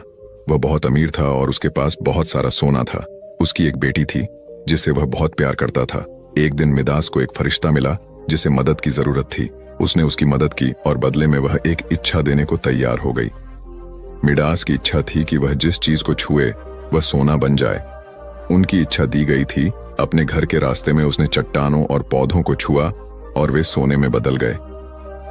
जैसे ही वह घर पहुंचा, उत्साह में उसने अपनी बेटी को गले से लगा लिया, जो सोने में बदल गई थी। मिडास तबाह हो गया था और उसने अपना दोस्तों, आपने आज के इस वीडियो से क्या सीखा वह मुझे आप कमेंट में बता सकते हैं। इसी के साथ में उम्मीद है कि आपको आज की वीडियो पसंद आई होगी। तो इस वीडियो को उस इंसान को शेयर करें जिससे यह कहानी सुनने की जरूरत है और उसी के ठीक बाद चैनल को सब्सक्राइब करें। तो चलिए फिर मिलते हैं ऐसी एक और नई वीडियो में एक नए मैसेज के साथ। तब तक के लिए अपना ख्याल रखें। धन्यवाद।